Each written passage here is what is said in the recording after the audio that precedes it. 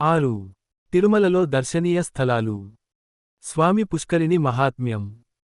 వెంకటేశ్వర స్వామి మందిరం ప్రక్కన వరాహ స్వామి మందిరానికి ఎదురుగా ఉన్న కోనేరును స్వామి పుష్కరిణి అని అంటారు. స్వామి పుష్కరిణి యొక్క విస్తీర్ణం 1.5 ఎకరం ఉంటుంది. వైకుంఠ ఏకాదశి రోజు సమస్త తీర్థాలు వచ్చి ఈ పుష్కరిణిలో కలుస్తాయి గనుక ఈ పుష్కరిణికి ముక్కోటి తీర్థం అని పేరు వచ్చెను. పుష్కరిణులన్నింటికీ ఈ పుష్కరిణి స్వామి వంటిది కనుక స్వామి పుష్కరిణి అని కూడా పేరు వచ్చెను. సరస్వతీదేవి. బ్రహ్మాండ పురాణం నుండి. బ్రహ్మదేవుని యొక్క భార్య సరస్వతి దేవి నదులన్నింటిలో గొప్ప నదిగా ఉండాలని సరస్వతి నదిగా అవతరించేను. సరస్వతి నది తీరానికి ఒకసారి పులస్త్య ముని వచ్చి తపస్సు చేయుచుండెను. పులస్త్య ముని తనకు కుమారుడు గనుక సరస్వతి దేవి ఆయన వద్దకు వచ్చి పూజించలేదు. సరస్వతి దేవి తనను పూజించకపోవడం అవమానంగా భావించిన పులస్త్య ముని సరస్వతి దేవిని, మీరు ఏ కోరికతో నదిగా అవతరించారో ఆ కోరిక నెరవేరదు. విష్ణు పాదాల నుండి ఉద్భవించిన గంగా నదికి ఆ కీర్తి వచ్చును అని శపించెను. సరస్వతి దేవి అందుకు ప్రతిగా పులస్త్య మునితో, నీవు నన్ను నిష్కారణంగా శపించావు. కనుక నేటి నుండి నీ వంశంలో అందరూ రాక్షసులు జన్మిస్తారు అని ప్రతిశాపమిచ్చెను. అంతట పులస్త్య ముని తన తప్పును తెలుసుకొని క్షమించమని ప్రార్థించి శాపవిమోచనం తెలుపమని అడుగగా సరస్వతిదేవి, నీ వంశంలో విభీషణుడు అనే విష్ణుభక్తుడు జన్మించి నీ కీర్తిని పెంచును అని దీవించింది. తరువాత సరస్వతి దేవి నదులన్నింటిలో గొప్ప నదిగా ప్రసిద్ధిని పొందాలని నారాయణుని కొరకు తపస్సు చేసేను. నారాయణుడు దర్శనమిచ్చి సరస్వతి దేవితో, పులస్త్య ముని శాపాన్ని నేను తీసివేయలేను. అదే సమయంలో నీవు కోరిన వరాన్ని కూడా తిరస్కరించలేను అని తెలిపి, పులస్త్య ముని శాపం నదులకు వర్తిస్తుంది, తీర్థాలకు కాదు. అందువలన నీవు వెంకటాచలంలో పుష్కరిణిగా అవతరించుము. నేను కలియుగంలో ఆ పుష్కరిణి తీరంలో వెంకటేశ్వర స్వామిగా వెలుస్తాను. 33,50,00,000 తీర్థాలు నా దర్శనానికి వచ్చి నీలో స్నానం చేసి నిన్ను స్తుతిస్తాయి. ఆ విధంగా నీవు సమస్త తీర్థాలలో ఉన్నతమైన తీర్థంగా ప్రసిద్ధి చెందుతావు అని వరాన్ని ఇచ్చెను. సరస్వతీ దేవి నారాయణుడు తెలిపిన విధంగా తీర్థంగా మారిపోయేను. ఆ తీర్థానికే స్వామి పుష్కరిణి అని పేరు వచ్చెను. స్కందపురాణం నుండి కశ్యపుడు. పాండవుల వారసుడైన పరీక్షిన్మహారాజు ధర్మబద్ధంగా రాజ్యాన్ని పరిపాలిస్తుండెను. ఒకరోజు జంతువులను వేటాడే క్రమంలో ఒక జింకను వెంబడిస్తూ ఆయన శమీక ముని ఆశ్రమానికి వెళ్ళెను. పరీక్షిన్మహారాజు శమీక మునికి ప్రణామాలు చేసి, ఇటుగా జింక వచ్చినదా స్వామీ అని అడిగెను. శమీక ముని ధ్యానంలో ఉన్నందువలన సమాధానం ఇవ్వలేదు. పరీక్షిన్మహారాజు ఆకలిదప్పులతో ఉన్న కారణంగా అడిగిన ప్రశ్నకు బదులు ఇవ్వలేదనే విసుగుతో, ప్రక్కనే చనిపోయి ఉన్న పామును తన బాణంతో తీసి శమీక ముని మెడలో వేసి వెళ్ళేను. జరిగిన విషయానికి తెలిసిన శమీక ముని యొక్క కుమారుడైన శృంగి పరీక్షిన్మహారాజు, 7 రోజులలో తక్షకుడు అనే పాము కాటుతో మరణించుగాక అని శపించెను. ఈ విషయానికి తెలిసిన ధన్వంతరి యొక్క శిష్యుడైన కశ్యపుడు పరీక్షిన్మహారాజును బ్రతికించడానికి వెళ్ళుచుండెను.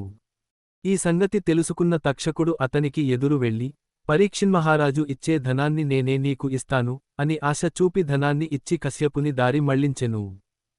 తరువాత తక్షకుడు పరీక్షిన్మహారాజును కాటు వేసి సంహరించేను.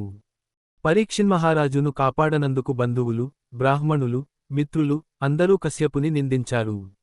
కశ్యపుడు ఆ నిందలను భరించలేక శాకల్య ముని వద్దకు వెళ్లి జరిగినది తెలిపెను. శాకల్య ముని కశ్యపునితో, గొప్ప కృష్ణ భక్తుడు మరియు ధర్మాత్ముడైన పరీక్షిన్మహారాజును కాపాడే శక్తి నీకు ఉన్నా నీవు రక్షించలేదు. వైద్యుడు రోగికి మరణించే సమయం వరకు వైద్యాన్ని అందించి రోగిని రక్షించడానికి ప్రయత్నించాలి. ధనాశతో క్రోధంతో అసూయతో రోగికి వైద్యం అందించనట్లయితే ఆ వైద్యునికి బ్రహ్మహత్య పాతకం వంటి పాపాలు సంక్రమిస్తాయి. నీవు పరీక్షిన్మహారాజును రక్షించే శక్తి ఉన్నా ధనంపై ఆశతో అతనిని రక్షించని కారణంగా నీకు పాపం సంక్రమించింది అని తెలిపెను. కశ్యపుడు తన పాపానికి నివృత్తి మార్గం తెలుపమని అర్థించగా, శాకల్య ముని, సువర్ణముఖారీ నదీతీరంలో వెంకటాచల పర్వతం మీద ఉన్న స్వామి పుష్కరిణిలో స్నానం చేస్తే నీ పాపం నశిస్తుంది అని తెలిపెను. కశ్యపుడు అలాగే చేసి తన పాపం నుండి విముక్తుడయ్యాడు. ధర్మగుప్తుడు. చంద్రవంశంలోని నంద అనే రాజు తన కుమారుడైన ధర్మగుప్తునికి రాజ్యాన్ని అప్పగించి తపస్సుకై అడవులకు వెళ్ళెను. ధర్మగుప్తుడు ఒకరోజు వేటకై అడవికి వెళ్ళగా చీకటి పడడంతో ఒక చెట్టుపైకి ఎక్కాడు. అప్పటికే చెట్టుపై ఒక ఎలుగుబంటి ఉండడంతో తన ప్రాణాలను కాపాడుకోవడానికి అతడు చెట్టు క్రిందకి దిగుతూ ఉండగా అదే సమయంలో చెట్టు క్రిందకి ఒక సింహం వచ్చెను. భయపడుతున్న ధర్మగుప్తునితో ఎలుగుబంటి, భయపడకు, నేను నిన్ను తినను, కాపాడతాను. భయపడవద్దు అని ధైర్యం తెలిపి, నీవు నా తోడమీద అర్ధరాత్రి వరకు నిద్రించు, నీవు లేచాక నీ తోడమీద నేను నిద్రిస్తాను అని పలికింది. ధర్మగుప్తుడు అందుకు అంగీకరించి అలాగే నిద్రించాడు. ఆ సమయంలో సింహం ఎలుగుబంటితో, ఈ రాజు మన ఇద్దరికీ శత్రువే గనుక రాజును కిందికి త్రోసివేస్తే నేను తిని వెళ్ళిపోతాను అనేను. ఎలుగుబంటి సింహంతో, నమ్మిన మిత్రుడిని మోసంచేసిన పాపం 10,000 యజ్ఞాలు చేసినా నశించదని శాస్త్రవచనం. కనుక నేను రాజును మోసం చేయలేను అని తెలిపెను. కొంతసేపటికి రాజు నిద్ర లేచాక రాజు తోడమీద ఎలుగుబంటి నిద్రించింది. అప్పుడు సింహం రాజుతో, నీవు ఎలుగుబంటిని త్రోసివేసినట్లయితే నేను ఎలుగుబంటిని తిని నిన్ను వదిలేస్తాను అనేను. రాజు సింహం తెలిపినట్లే ఎలుగుబంటిని త్రోసివేయగా చెట్ల కొమ్మలను పట్టుకొని తన ప్రాణాలను రక్షించుకొన్న ఎలుగుబంటి రాజుతో, ఓ రాజా! భృగు వంశంలో జన్మించిన ధ్యాననిష్ఠ అనే బ్రాహ్మణుడనైన నేను ఇచ్ఛానుసారం ఇతర జీవుల రూపాలను ధరిస్తూ ఉంటాను. నన్ను మోసగించిన కారణంగా నీవు పిచ్చివాడివి కాగలవు అని శపించింది. తరువాత సింహంతో, యక్షుడవైన నీవు ఒకసారి భార్యతో వనంలో నగ్నంగా విహరిస్తూ గౌతమ ముని ఆశ్రమంలోనికి వెళ్ళావు. గౌతమ ముని, నీవు యక్షుడవై ఉండి కూడా జంతువువలె నగ్నంగా తిరుగుతున్నావు కనుక సింహం వలె మారిపో అని శపించాడని తెలిపెను. ఈ వృత్తాంతం వినగానే సింహానికి శాపవిమోచనం కలిగి యక్షునిగా మారిపోయేను. యక్షుడు ఎలుగుబంటితో, నీవు నిజం తెలిపావు. గౌతమ ముని నన్ను శపించినప్పుడు శాప విమోచనం గురించి నేను ప్రార్థించగా గౌతమ ముని, ఒక ఎలుగుబంటి నీ పూర్వజన్మ వృత్తాంతం తెలిపినప్పుడు నీకు శాప విమోచనం కలుగుతుంది అని తెలిపెను. ఈనాటికి మీ దయవలన నాకు శాపం విమోచనం కలిగింది అని యక్షుడు పలికి ఎలుగుబంటికి ప్రణామాలు చేసి తన లోకానికి వెళ్ళిపోయెను. ధర్మగుప్తుడు పిచ్చివాడై రాజ్యంలో తిరుగుచుండగా మంత్రులు ధర్మగుప్తుని అడవికి తీసుకువెళ్లి నందునితో, నీ కుమారుడైన ధర్మగుప్తుడు పిచ్చివాడయ్యాడు అని తెలిపారు. నందుడు తన కుమారుడిని జైమిని ముని వద్దకు తీసుకువెళ్లి, అతను పిచ్చివాడైన కారణమును తెలుపమని అర్థించెను. జైమిని ముని జరిగినదంతా వివరించారు. నందుడు జైమిని మునితో తన కుమారుడు చేసిన పాపం మరియు ఎలుగుబంటి శాపం తొలగే మార్గాన్ని తెలుపమని ప్రార్థించేను. జైమిని ముని, వెంకటాచలం అనే పర్వతంపై గల స్వామి పుష్కరిణిలో నీ కుమారుడిని స్నానం చేయిస్తే అతడు చేసిన పాపం నుండి మరియు ఎలుగుబంటి శాపం నుండి విముక్తుడు అవుతాడు అని తెలిపెను. నందుడు జైమిని ముని తెలిపినట్లే తన కుమారుణ్ణి స్వామి పుష్కరిణిలో స్నానం చేయించి పాపం మరియు శాపం నుండి విముక్తిని కలిగించాడు. సుమతి. మహారాష్ట్ర దేశంలో సుమతి అనే ఒక బ్రాహ్మణుడు దుర్మార్గుల సాంగత్యం వలన వేశ్యతో జీవిస్తూ సురాపానం మరియు దొంగతనాలు చేస్తూ కాలాన్ని గడుపుతూ ఉండెను. ఒకరోజు సుమతి ధనం కోసం దొంగతనానికి వెళ్లి ఒక బ్రాహ్మణుని సంహరించిన కారణంగా అతనికి బ్రహ్మహత్య పాతకం సంక్రమించింది. తన దీనస్థితిని సుమతి తన తండ్రి అయిన యజ్ఞదేవునికి తెలుపగా ఆయన తన కుమారుడిని దుర్వాస ముని వద్దకు తీసుకువెళ్లి సుమతి చేసిన పాపాల నుండి ముక్తిని కలిగించమని ప్రార్థించెను. దుర్వాస ముని, వెంకటాచల పర్వతం మీద ఉన్న స్వామి పుష్కరిణిలో స్నానం చేయించండి అనేను. యజ్ఞదేవుడు ఆ విధంగా చేసి తన కుమారుడిని బ్రహ్మహత్య పాపం నుండి విముక్తుని చేసెను. భవిష్యత్తర పురాణం నుండి వరాహస్వామి మందిరం. వరాహస్వామి హిరణ్యాక్షుని సంహరించిన తరువాత మునులు, స్వామి, మీరు భూమిపై నివసిస్తూ మమ్మల్ని రక్షిస్తూ మరియు ఇతరులకు దర్శనం ఇవ్వమని ప్రార్థించిరి. వరాహస్వామి, మీ కోరికను నేను నెరవేరుస్తాను అని తెలిపి వెంకటాచలంలో నివసించెను. భృగు మహర్షి నారాయణుని పరీక్షించిన తరువాత లక్ష్మీదేవి వైకుంఠమును వదలి వెళ్ళెను. లక్ష్మీదేవి లేని వైకుంఠంలో నారాయణుడు ఉండలేక వెంకటాచలం వచ్చి వరాహస్వామిని దర్శించెను. వెంకటాచలం వచ్చిన కారణమేమని వరాహస్వామి నారాయణుని ప్రశ్నించగా జరిగినదంతా వివరించిన నారాయణుడు వెంకటాచలంపై కలియుగాంతం వరకు నివసించడానికి వరాహస్వామిని అనుమతి కోరెను. అందుకు వరాహస్వామి, తగినంత మూల్యమును ధనమును ఇచ్చినచో నీకు స్థలమును ఇచ్చెదను అనేను. నారాయణుడు వరాహస్వామితో, ప్రస్తుతం నా వద్ద లక్ష్మీదేవి ధనం లేనందువలన ధనరూపేణ నేను ఏమీ ఇవ్వలేను. రాబోయే కలియుగంలో నా దర్శనానికి వచ్చే భక్తులు నాకంటే ముందుగా మిమ్మల్ని దర్శిస్తారు. నాకంటే ముందుగా మీకు అభిషేకాలు పూజలు నైవేద్యాలు సమర్పిస్తారు. ఇదే నేను మీకు ఇచ్చే ధనము అని అనేను. అందుకు వరాహస్వామి సమ్మతించి నారాయణునికి 100 అడుగుల స్థలాన్ని ఇచ్చెను. అందువలన ఇప్పటికీ భక్తులు ముందుగా వరాహస్వామినే దర్శిస్తారు. వరాహస్వామికి వెంకటేశ్వర స్వామి కంటే ముందుగానే నైవేద్యాలు హారతులు జరుగుతాయి. స్కందపురాణం నుండి వరాహస్వామి మందిరం. వెంకటాచలంపై నివసించే వెంకటేశ్వర స్వామి యొక్క భక్తుడైన వసు ఒకరోజు నారాయణపురాన్ని పరిపాలించే తొండమానుడి వద్దకు వెళ్ళి, ఓ రాజా! ఒకరోజు ఒక తెల్లని వరాహం పంది వరి పంటను నాశనం చేస్తున్నదని నేను సంహరించడానికి వెళ్ళగా, ఆ వరాహం స్వామి పుష్కరిణి వద్ద ఉన్న పుట్టలోనికి పారిపోయింది. నేను ఆ పుట్టను త్రవ్వుచుండగా స్పృహ తప్పి పడిపోయాను.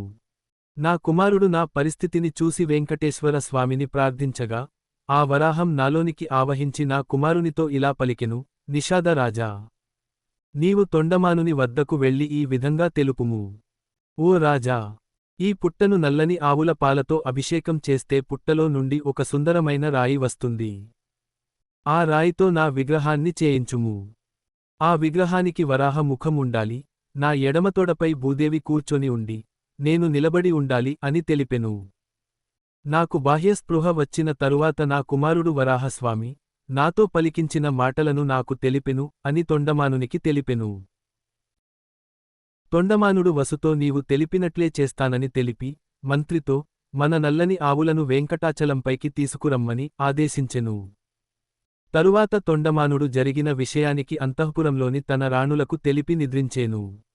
ఆ రోజు రాత్రి కలలో తొండమానుడికి తన అంతఃపురం నుండి స్వామి పుష్కరిణి వరకు ఒక సొరంగ మార్గం కనబడింది. ఉదయం లేచి చూడగా నిజంగానే సొరంగం ఉన్నది. తొండమానుడు ఆ సొరంగ మార్గం ద్వారా స్వామి పుష్కరిణికి వెళ్ళి, వరాహస్వామి తెలిపినట్లే నల్లని ఆవుల యొక్క పాలతో పుట్టకు అభిషేకం చేయగా బయటకు వచ్చిన సుందరమైన నల్లని శిలతో భూదేవి సమేత వరాహస్వామిని చేయించి మందిరాన్ని నిర్మించి ప్రతిష్ఠించెను. వెంకటేశ్వర స్వామి మందిరానికి అధికారిగా ఉన్న మహంతు ప్రయాగదాసు 1900ల సంవత్సరంలో శిథిలమైన వరాహస్వామి మందిరాన్ని పునరుద్ధరణ చేశారు.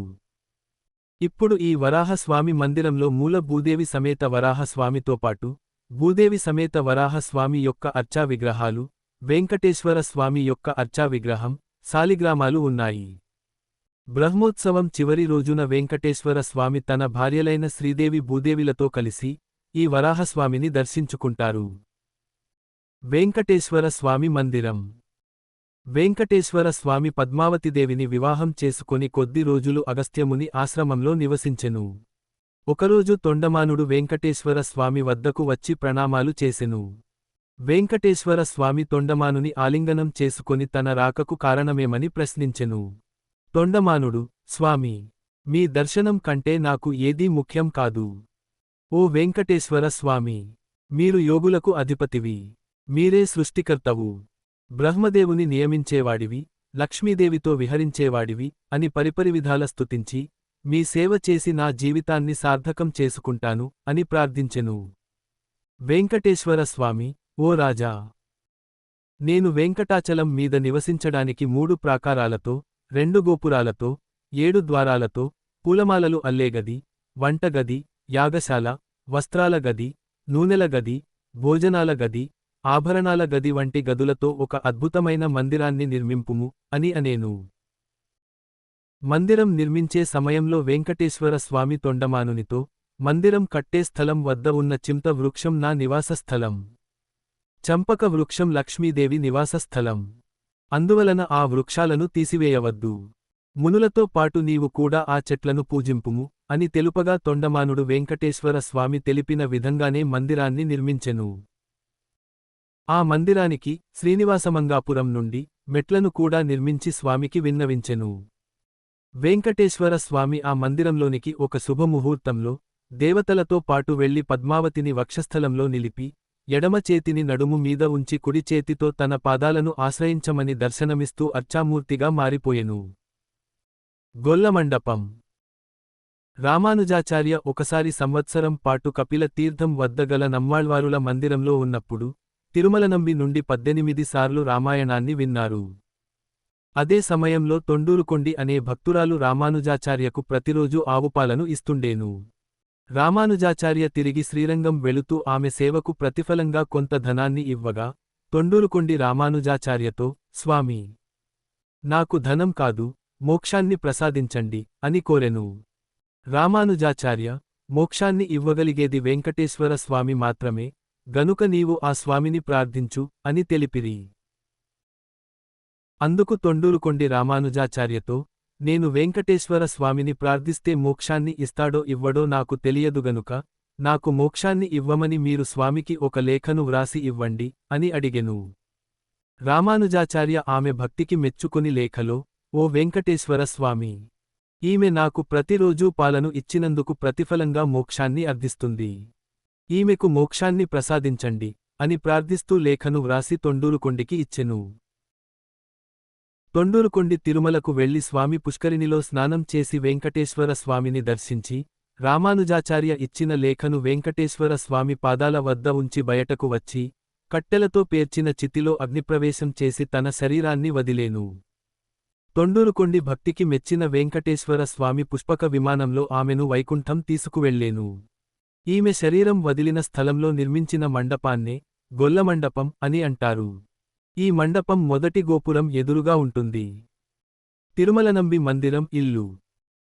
శ్రీ వైష్ణవ ఆచార్యులలో ఒకరైన యామునాచార్య వెంకటేశ్వర స్వామి సేవ కొరకై తన శిష్యుడైన తిరుమలనంబిని తిరుమలకు పంపెను. తిరుమలనంబి యామునాచార్య ఆదేశానుసారం తిరుమల వచ్చి వెంకటేశ్వర స్వామికి జీవితాంతం సేవ చేసెను. తన శరీరాన్ని వదిలే సమయంలో వెంకటేశ్వర స్వామితో, ఓ స్వామీ! నేను మా గురుదేవులు యామునాచార్య ఆదేశానుసారం మీకు సేవ చేశాను. ఇక నేను ఈ శరీరాన్ని వదులుతున్నాను. నేను మీ సేవలో ఏమైనా తప్పులు చేసి ఉంటే నన్ను క్షమించండి, అని ప్రార్థించారు. అక్కడి భక్తులందరితో, నేను మీ పట్ల ఏవైనా అపరాధాలు చేసి ఉంటే నన్ను క్షమించండి, అని ప్రార్థించి తన శరీరాన్ని వదిలారు. భక్తులు తిరుమలనంబి జ్ఞాపకార్థం వెంకటేశ్వర స్వామి మందిరమునకు కుడివైపున ఆయన నివసించిన ఇంటిలోనే తిరుమల నంబి విగ్రహాన్ని ప్రతిష్ఠించారు. దానినే తిరుమల నంబి మందిరం అని అంటారు. తిరుమలలో శుద్ధ భక్తుల లీలలు అనే అధ్యాయంలో తిరుమల నంబి చరిత్రను చదవగలరు. అనంతాచార్య బృందావనం సమాధి. ఒకసారి రామానుజాచార్య వెంకటేశ్వర స్వామి గురించి వివరిస్తూ తన శిష్యులతో, వెంకటేశ్వర స్వామికి పువ్వులు అంటే చాలా ఇష్టమని ఒక కీర్తనలో నమ్మ ఆళ్వారు వ్రాశారు. అందువలన మీలో ఎవరు తిరుమల వెళ్లి వెంకటేశ్వర స్వామికి పువ్వుల సేవ చేయగలరు? అని అడిగారు. అప్పుడు అనంతాచార్య లేచి రామానుజాచార్యతో, గురుదేవా! నేను వెళ్లి వెంకటేశ్వర స్వామికి పువ్వుల సేవ చేస్తాను, అని అనేను. అందుకు రామానుజాచార్య ఎంతో ఆనందించి ఆయనను వెళ్లమన్నారు. అనంతాచార్య రామానుజాచార్య అనుమతితో తిరుమలకు వచ్చి తాను నివసించడానికి వెంకటేశ్వర స్వామి మందిరం వెనుక కుటీరాన్ని ఏర్పాటు చేసుకొనెను. అక్కడే బావిని త్రవ్వి పూల తోటను మరియు తులసి తోటను పెంచి, పూలు మరియు తులసి దళాలతో వెంకటేశ్వర స్వామిని జీవితాంతం సేవించారు. ఇక్కడే ఆయన సమాధి కూడా ఉన్నది. తిరుమలలో శుద్ధ భక్తుల లీలలు అనే అధ్యాయంలో అనంతాచార్య చరిత్రను చదవగలరు. తరిగొండ వెంగమాంబ బృందావనం సమాధి. తరిగొండ కృష్ణయ్యకు 5 కుమారులు జన్మించిన తరువాత తిరుమలకు వచ్చి, వెంకటేశ్వర స్వామిని దర్శించి తనకు ఒక కుమార్తెను ప్రసాదించమని ప్రార్థించేను. వెంకటేశ్వర స్వామి యొక్క కృప వలన కృష్ణయ్యకు పుత్రిక జన్మించేను. వెంకటేశ్వర స్వామి దయవలన జన్మించినది కనుక ఆ కుమార్తెకు వెంకమ్మ అని పేరు పెట్టారు. ఆ వెంకమ్మకే వెంగమాంబ అని పేరు వచ్చెను. వెంగమాంబకు వివాహం అయిన కొద్ది రోజులకు తన భర్త మరణించడంతో తిరుమల వచ్చి వెంకటేశ్వర స్వామి సేవ కొరకై పూలమాలలు మరియు తులసిమాలలు తయారు చేయదలచి, ఒక తోటను పెంచడానికి తిరుమలలో ఒక బావిని త్రవ్వించసాగెను.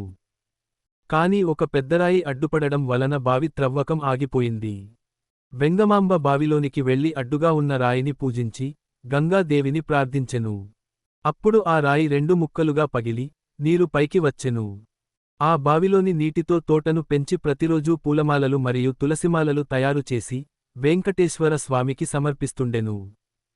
తిరుమల తిరుపతి దేవస్థానం వారి ఉచిత సేవా భవనానికి ముందు భాగంలో వెంగమాంబ త్రవ్వించిన బావిని మనం ఇప్పటికే దర్శించవచ్చు.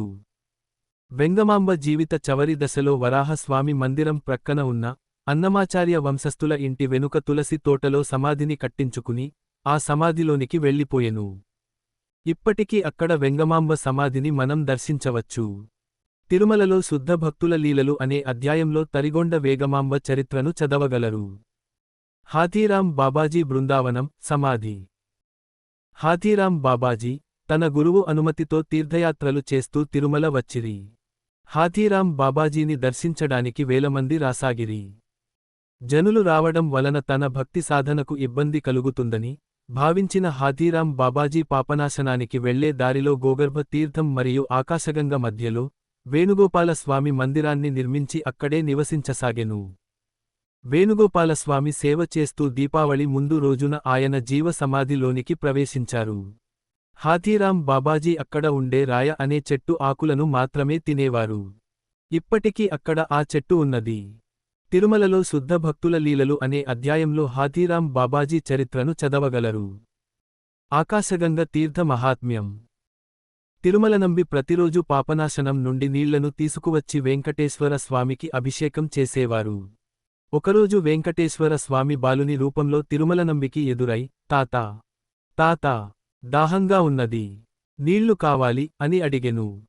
తిరుమలనంబి, ఈ నీళ్లు పాపనాశనం నుండి వెంకటేశ్వర స్వామి కోసం తీసుకు వెళుతున్నాను. నీకు ఈ నీళ్లను ఇస్తే అపవిత్రం అవుతాయి. నేను రెండవసారి పాపనాశనానికి వెళ్ళి నీళ్లను తీసుకువచ్చేసరికి స్వామి అభిషేకానికి ఆలస్యం అవుతుంది. కావున నీవు పాపనాశనానికి వెళ్లి నీళ్లను త్రాగు అని తెలిపి వెళ్ళిపోయారు. బాలుని రూపంలో ఉన్న స్వామి వెనక నుండి బాణంతో కుండకు రంధ్రం చేసి నీళ్లను త్రాగేను. జరిగిన సంఘటనకు తిరుమలనంబి దుఃఖిస్తుండగా ఆ బాలుడు కొండకు బాణం వేసి కొండ నుండి నీటి ధారను రప్పించేను. బాలుడు తిరుమలనంబితో, తాతా, ఇకపై పాపనాశనం నుండి నీటిని తీసుకురావలసిన అవసరం లేదు. ఈ కొండ నుండి వచ్చే నీటిని వెంకటేశ్వర స్వామి కొరకు తీసుకువెళ్ళు అని తెలిపి తిరుమలనంబి చూస్తుండగానే అదృశ్యమయ్యారు. తిరుమలనంబి బాలుని రూపంలో వచ్చింది వెంకటేశ్వర స్వామి అని నిర్ధారణ చేసుకుని ఆనాటి నుండి ఆ నీళ్లనే తీసుకువెళ్ళేను. కొండ నుండి నీరు వచ్చినందువలన ఆ నీటికి ఆకాశగంగ అని పేరు వచ్చెను. ఇప్పటికీ తిరుమలనంబి వంశస్థులే ఆకాశగంగ నుండి ఆ నీళ్లను వెండి బిందెలతో ఏనుగు మీద తీసుకువస్తారు. ఆకాశగంగ ఉద్భవించిన రోజున వెంకటేశ్వర స్వామి ఉత్సవ విగ్రహాన్ని ఆకాశగంగకు తీసుకువెళ్లి అక్కడ స్వామికి ఉత్సవాన్ని జరుపుతారు. జాబాలి తీర్థ మహాత్మ్యం. కావేరి నది తీరంలో దురాచారి అనే ఒక బ్రాహ్మణుడు మద్యాన్ని త్రాగుతూ దొంగతనాలు చేస్తూ వేశ్యలతో జీవిస్తూ కాలం గడుపుతున్నాడు. ఒకనాడు అతనిని ఒక రాక్షసుడు ఆవహించాడు. ఆ రాక్షసుడు దేశదేశాలు తిరుగుతూ వెంకటాచలంపైకి వెళ్లి జాబాలి తీర్థంలో స్నానం చేయగానే అతని రాక్షసత్వం నుండి ముక్తిని పొంది వైకుంఠానికి వెళ్ళెను. దురాచారి జాబాలి ముని వద్దకు వెళ్లి, నేను కావేరి నది తీరంలో నివసించే పతిత బ్రాహ్మణుడను. నేను ఇక్కడికి ఎలా వచ్చాను అని అడిగెను. జాబాలి ముని, నిన్ను ఒక రాక్షసుడు ఆవహించి దేశదేశాలు త్రిప్పుతూ ఈ వెంకటాచల పర్వతంపైకి తీసుకువచ్చెను. ఆ రాక్షసుడు నేను నివసిస్తున్న స్థలంలోని ఈ తీర్థంలో స్నానం చేసెను. అందువలన అతనికి రాక్షసత్వం పోయి వైకుంఠానికి వెళ్ళెను. నీవు కూడా ఈ తీర్థంలో స్నానం చేశావు గనుక నీ పాపాలన్నీ నశించాయి అని తెలిపెను. దురాచారి జీవితాంతం అక్కడే ఉండి జాబాలి తీర్థంలో స్నానం చేస్తూ వెంకటేశ్వర స్వామి యొక్క భక్తియుత సేవ చేసి వైకుంఠానికి వెళ్ళెను. పాపనాశన తీర్థ మహాత్మ్యం. భద్రమతి అనే బ్రాహ్మణునికి 6 భార్యలు, 200 మంది సంతానం ఉన్నారు. ధనం లేకపోవడం వలన వారందరూ ఉపవాసాలు చేస్తుండిరి. భద్రమతి తన దీనస్థితికి దుఃఖిస్తుండగా భద్రమతితో తన చిన్న భార్య, స్వామి సువర్ణముఖారి నదీతీరంలో వెంకటాచలం అనే పర్వతం మీద పాపనాశనం అనే తీర్థం ఉన్నది. అందులో స్నానం చేస్తే పూర్వజన్మ పాపాలు నశిస్తాయని నారదముని నా తండ్రికి తెలిపారు.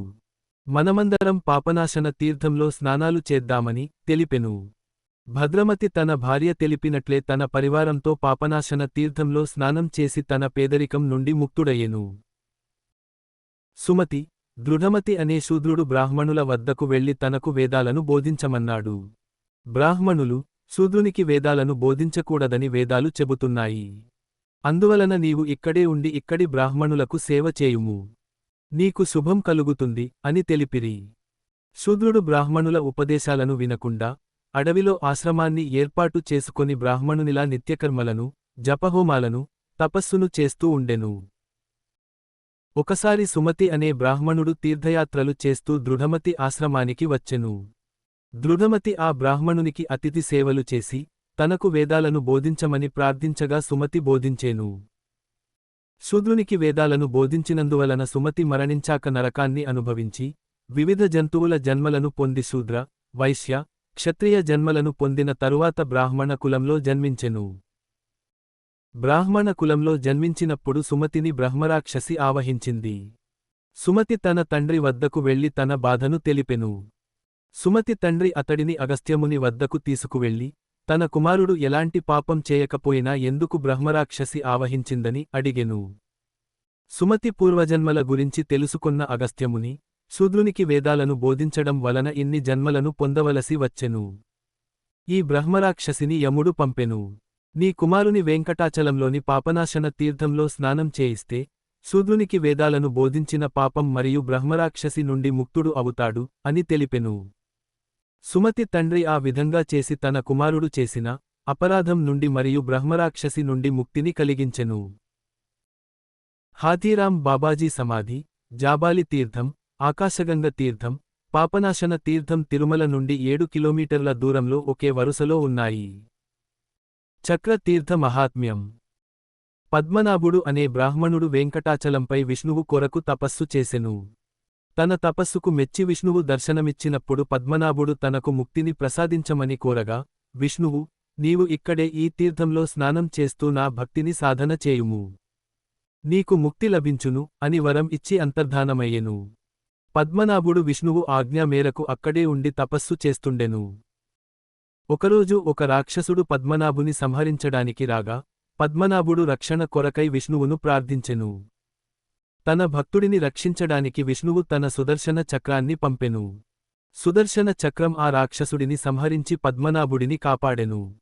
పద్మనాభుడు సుదర్శనుని స్తుతించారు.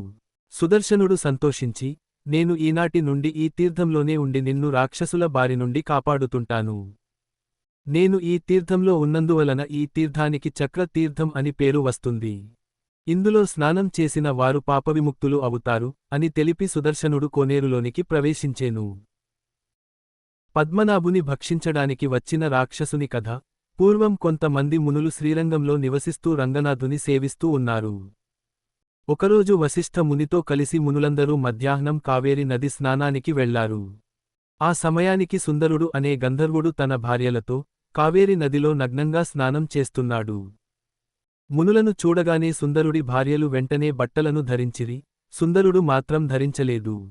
వశిష్ఠ ముని సుందరునితో, మమ్మల్ని చూసి కూడా దుస్తులను ధరించలేదు గనుక నీవు రాక్షసుడవు కమ్మని శపించెను.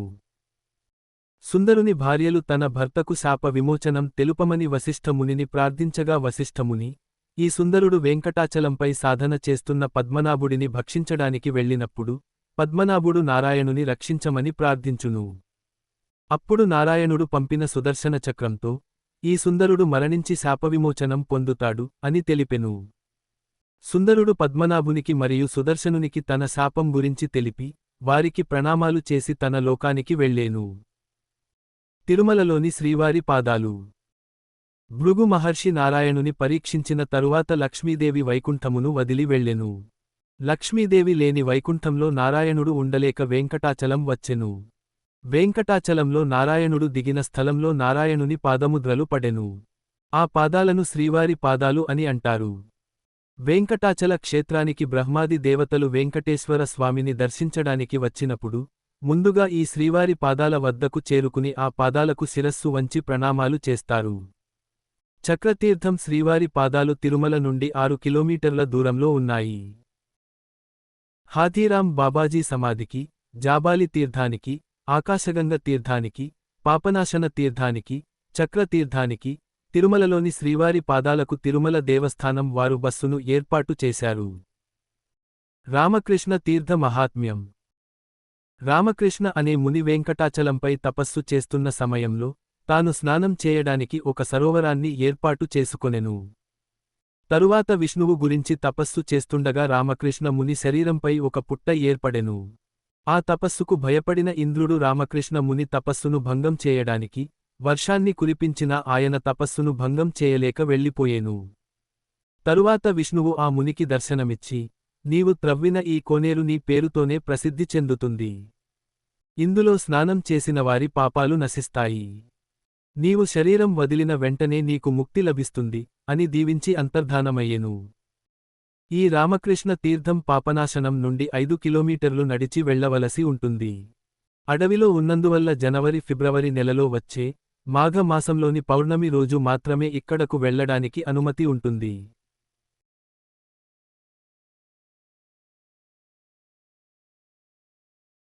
కుమారధార తీర్థ మహాత్మ్యం. వృద్ధ బ్రాహ్మణుడు ఒకసారి వెంకటేశ్వర స్వామి బాలుని రూపాన్ని ధరించి వెంకటాచల పర్వతంపై తిరుగుతూ ఉండెను. ఆ సమయంలో 100 సంవత్సరాల వయసున్న ఒక ముసలి బ్రాహ్మణుడు దారితప్పిపోయిన తన కుమారుడిని, కౌండిన్యా, ఎక్కడ ఉన్నావు అని పిలవసాగెను. అప్పుడు బాలుని రూపంలో ఉన్న వెంకటేశ్వర స్వామి ఆ ముసలి బ్రాహ్మణునితో, ఇక్కడ ఎవరూ లేరు. మీరు ఎవరిని పిలుస్తున్నారు అని అడిగెను. అప్పుడు వృద్ధ బ్రాహ్మణుడు, అయ్యో కుమారా, ఎక్కడికి వెళ్ళితివి? ఇప్పుడు నేను ఆశ్రమానికి ఎలా వెళ్ళేది? నిత్యకర్మలను ఎలా చేసేది అని బాధపడసాగెను. అప్పుడు వెంకటేశ్వర స్వామి, ఓ బ్రాహ్మణా, నీ శరీరం శిథిలమైనది, వెంట్రుకలు తెల్లబడినవి, చర్మం ముడతలు పడెను, చూపు మందగించినది. అయినా నీకు బ్రతకాలని ఉందా అని అడిగెను. అప్పుడు ఆ బ్రాహ్మణుడు, నేను ఇంకా దేవరుణమును తీర్చుకోలేదు గనుక నాకు జీవించాలని ఉన్నది అనేను. ఆ మాటలకు వెంకటేశ్వర స్వామి సంతోషించి ఆ వృద్ధుని చేతిని పట్టుకొని తీర్థం, కోనేరు వద్దకు తీసుకువెళ్లి ఇందులో స్నానం చేయమన్నారు. ఆ వృద్ధ బ్రాహ్మణుడు స్నానం చేయగానే యువకునిగా మారిపోయెను. బాలుని రూపంలో ఉన్న వెంకటేశ్వర స్వామి తన విష్ణు రూపాన్ని ఆ ముసలి బ్రాహ్మణునికి దర్శనమిచ్చి, నీవు ఇక ఇంటికి వెళ్లి నిత్య కర్మలను చేయుము అని తెలిపెను. ముసలి బ్రాహ్మణుడు కుమారునిగా అంటే యువకునిగా మారినందువలన ఈ తీర్థానికి కుమారధార తీర్థం అని పేరు వచ్చెను. కుమారస్వామి దేవతలకు రాక్షసులకు మధ్య జరిగిన యుద్ధంలో తారకాసురుని సంహరించెను. అందువలన కుమారస్వామికి బ్రహ్మహత్య పాపం వచ్చెను. కుమారస్వామి ఆ పాపాన్ని పోగొట్టుకునేందుకు తన తండ్రి శివుని వద్దకు వెళ్లి తనకు వచ్చిన బ్రహ్మహత్య పాపం పోయే మార్గం తెలుపమని ప్రార్థించెను. శివుడు కుమారస్వామితో, నారాయణుని నామం జపించడం వలన సమస్త పాపాలు నశిస్తాయి. కావున నీవు సువర్ణముఖారీ నది తీరంలోని వెంకటాచలం పర్వతంపైకి వెళ్ళుము. ఆ వెంకటాచలంపై అనేక తీర్థాలు ఉన్నాయి. నీవు ఆ తీర్థాలలో స్నానం చేసి కుమారధార తీర్థంలో ఓం నమో వెంకటేశాయ అనే మంత్రాన్ని జపిస్తూ తపస్సు చేయము అని తెలిపెను. దేవతల సేనాధిపతియగు కుమారస్వామి శివుడు తెలిపినట్లు వెంకటాచలం వచ్చి వివిధ తీర్థాలలో స్నానం చేసి కుమారధార తీర్థంలో రోజుకు 3 సార్లు స్నానం చేస్తూ ఓం నమో వెంకటేశాయ అనే మంత్రాన్ని జపిస్తూ 12 సంవత్సరాలు తపస్సు చేసెను. ఆ తపస్సుకు నారాయణుడు దర్శనమిచ్చి, నీ తండ్రి మాటల యందు విశ్వాసముంచి నా కొరకు నీవు తపస్సు చేసితివి. నీవిప్పుడు నా నుండి వరం కోరుకోమని అనేను. కుమారస్వామి నారాయణునికి ప్రదక్షిణ నమస్కారములు చేసి, ఓ వెంకటాచలపతి, ఓ నారాయణ, సకల లోకములయందు వ్యాపించి ఉండువాడా, భక్తుల బాధలను తొలగించువాడా అని పరిపరి విధముల స్తుతించి, నేను తారకాసురుని సంహరించినందువలన బ్రహ్మహత్య పాపంతో బాధపడుతున్నాను. ఆ పాపాన్ని నిర్మూలించమని ప్రార్థించెను. నారాయణుడు, ఈ వెంకటాచల పర్వతాన్ని దర్శించిన వారి పాపాలు నశించిపోవును. నీవు నా కొరకు తపస్సు చేశావు గనుక నీవు సర్వపాపాల నుండి ముక్తుడవు అయ్యావు. నీవు కల్పాంతం వరకు ఇక్కడే ఉండి నా సేవ చేయుము అని తెలిపి అంతర్ధానమయ్యెను. ఈ కుమారధార తీర్థం వెళ్లడానికి పాపనాశనం నుండి 6 కిలోమీటర్లు నడిచి వెళ్లవలసి ఉంటుంది. అడవిలో ఉన్నందువల్ల జనవరి-ఫిబ్రవరి నెలలో వచ్చే మాఘ మాసంలోని పౌర్ణమి రోజు మాత్రమే వెళ్లడానికి అనుమతి ఉంటుంది. తుంబురు, గోన తీర్థ మహాత్మ్యం. ఒకసారి నారదముని మరియు తుంబురుడు తమ వీణలతో నారాయణుని స్తుతిస్తూ ఆకాశమార్గంలో ప్రయాణిస్తుండిరి. అప్పుడు నారదముని రత్నాలతో చేసిన తుంబురుని వీణను చూసి, ఈ వీణ ఎక్కడిది అని అడగగా తుంబురుడు, నేను ప్రాచీనబర్హి అనే రాజును స్తుతించినందువలన ఆ రాజు నాకు ఈ వీణను కానుకగా బహూకరించెను అని తెలిపెను. అప్పుడు నారదముని, నరుని స్తుతించడాన్ని సత్పురుషులు నిందిస్తారు. అందువలన నీవంటి వానితో నేను స్నేహం చేయను. నీవు నరుని స్తుతించినందువలన భూలోకంలో పడిపోదువుగాక అని శపించెను. నారదముని శాపం వలన తుంబురుడు వెంకటాచలంలోని గోన తీర్థం వద్ద పడిపోయాడు. తుంబురుడు తన లోకానికి వెళ్ళలేకపోవడం వలన గోన తీర్థంలో స్నానం చేస్తూ నారాయణుని కొరకు తపస్సు చేసేను. నారాయణుడు తుంబురునికి దర్శనమిచ్చి వరం కోరుకోమనేను. తుంబురుడు, నారదముని శాపం నుండి విమోచనం కలగాలని మరియు ఈ గోన తీర్థం నా పేరుతో కొనసాగాలి అని కోరెను. నారాయణుడు నీ కోరికలు తీరగలవని వరం ఇచ్చి అంతర్ధానమయ్యెను. ఆనాటి నుండి గోన తీర్థానికి తుంబురు తీర్థం అని పేరు వచ్చెను. తుంబురు తీర్థం వెళ్లడానికి పాపనాశనం నుండి 6 కిలోమీటర్లు నడిచి వెళ్లవలసి ఉంటుంది. అడవిలో ఉన్నందువల్ల జనవరి-ఫిబ్రవరి నెలలో వచ్చే మాఘ మాసంలోని పౌర్ణమి రోజు మాత్రమే వెళ్లడానికి అనుమతి ఉంటుంది. పాండవ తీర్థ మహాత్మ్యం. పాండవులు వనవాసం చేసే సమయంలో శ్రీకృష్ణుని కోరిక మేరకు వెంకటాచలంలో 1 సంవత్సరం రోజులు నివసించిరి. పాండవులు స్నానం చేసిన కోనేరుకు పాండవ తీర్థం అని పేరు వచ్చెను. పాండవ తీర్థం వెంకటేశ్వర స్వామి మందిరం నుండి 2 కిలోమీటర్ల దూరంలో ఉన్నది. మరియు రోడ్డు సౌకర్యం కూడా కలదు.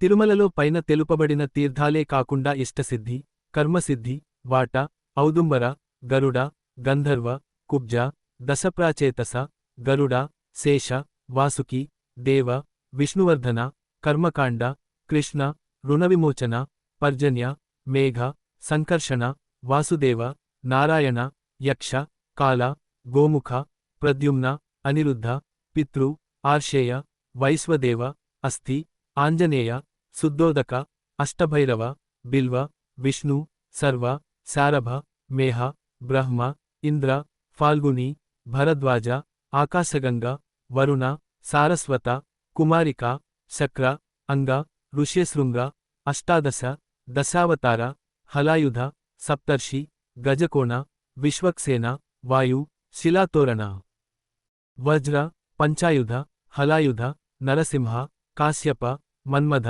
బ్రహ్మ, అగ్ని, గౌతమ, అష్టావక్ర మరియు క్షేత్రపాలశిల వంటి అనేక తీర్థములు కలవు. 7. తిరుపతిలో దర్శనీయ స్థలాలు. గోవిందరాజ